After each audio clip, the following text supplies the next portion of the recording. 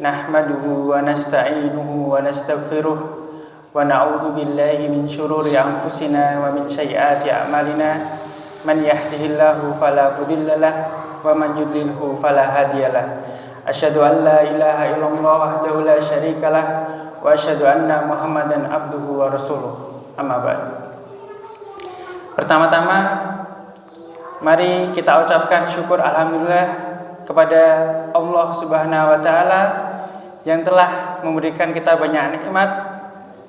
Beberapa di antaranya yaitu nikmat sehat, nikmat kesempatan waktu sempat, dan yang terakhir nikmat melakukan sholat Isya dilanjutkan dengan sholat tarawih. Alhamdulillah. Yang kedua, salawat selalu kita haturkan kepada junjungan kita Nabi Muhammad Sallallahu Alaihi Wasallam yang telah membimbing umat Islam dari zaman kebodohan, zaman yang gelap gulita sampai zaman yang terang benderang, insya Allah. Sedikit yang bisa saya sampaikan terkait kultum pada hari ini, yaitu tentang kemuliaan orang yang berpuasa pada bulan Ramadan. Seperti yang kita ketahui, pada bulan Ramadan seluruh umat Islam, seluruh orang yang mengaku dirinya Islam diwajibkan untuk berpuasa. Dalilnya, ya a'udzubillahi minasyaitonirrajim, ya ayyuhalladzina amanu kutiba alaikumusyamu kama kutiba alal ladzina min qablikum la'allakum tattaqun. Wahai orang-orang yang beriman, telah diwajibkan kepada kalian berpuasa seperti umat-umat yang sebelumnya agar kalian bertakwa. La'allakum tattaqun. Dari ayat tersebut kita mengetahui bahwasanya syariat puasa itu sudah ada dari umat-umat sebelumnya, seperti pada zaman Nabi Ibrahim, Nabi Dawud, dan nabi-nabi yang lainnya. Dan datang Islam melanjutkan syariat puasa tersebut dengan puasa yang wajib 1 bulan, yaitu puasa Ramadan.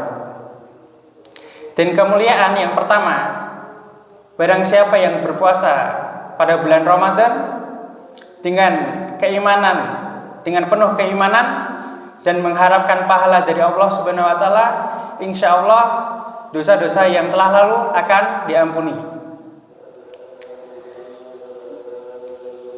Hal tersebut sesuai dengan perkataan Rasulullah SAW, yaitu man shoma ramadhana imanan wahtisaban ghufira lahu ma taqaddama min dzambihi. Dan yang kedua, kemuliaan yang kedua, orang yang berpuasa mendapatkan kemuliaan,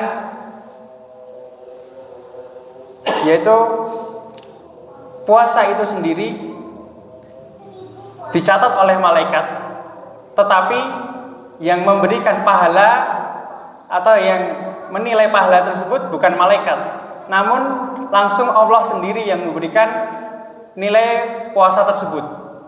Jadi ini istimewa sekali ibadah puasa ini daripada ibadah-ibadah yang lain, termasuk keistimewaan ibadah puasa. Dan yang ketiga, yaitu asyamu junnah. Asyamu itu, puasa itu adalah benteng. Puasa itu adalah tameng. Tameng dari apa?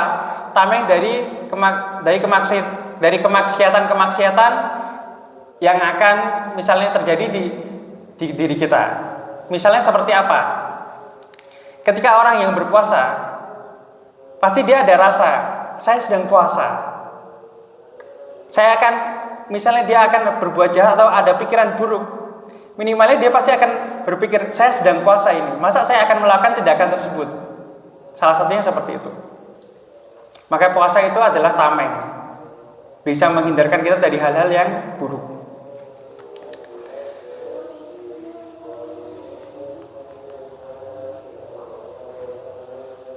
Kemudian puasa tersebut, orang yang mengaku dirinya berpuasa, Yang bisa menilai puasanya itu baik atau tidak hanya Allah dan dirinya sendiri dan dirinya sendiri. Misalnya, ketika seseorang berpuasa, dia masuk ke rumahnya atau ke kamarnya, dia makan, orang kan nggak tahu, misalnya dia makan atau enggak, seseorang nggak tahu, hanya Allah yang tahu dan dirinya. Ketika berpuasa tersebut, seorang hamba diuji, apa dia bisa jujur dengan dirinya sendiri ketika tidak ada orang yang melihatnya, ataukah dia cuma berpura-pura jujur ketika dilihat sekelilingnya ada orang, dan ketika dia sendiri dia akan makan misalnya sama teman-temannya ketika pas kerja, pas ketika pulang ke rumah dia berbuka bersama anak-anaknya di rumah dan istrinya. Dan itu bukan berpuasa dimanapun dia berada, sendirian ataupun bersama orang lain, dia hendaknya tetap berpuasa. Maka seseorang yang berpuasa itu diuji sebenarnya, dilatih karakternya, apakah dia bisa jujur, bisa komitmen dengan puasanya tersebut atau tidak. Dan yang keempat, kemuliaan orang yang berpuasa itu, aroma seseorang yang berpuasa pasti ada keunikan tersendiri sebenarnya. Uniknya, kalau pada saat di dunia ini sekarang, pasti bapak-bapak atau ibu-ibu sekalian atau saudara-saudara sekalian menyadari bahwa orang yang berpuasa kurang sedap.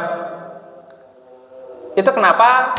Ya karena kita tidak memakan sesuatu, bukan karena dari mulut kita, tapi dari perut kita, keluarnya udara.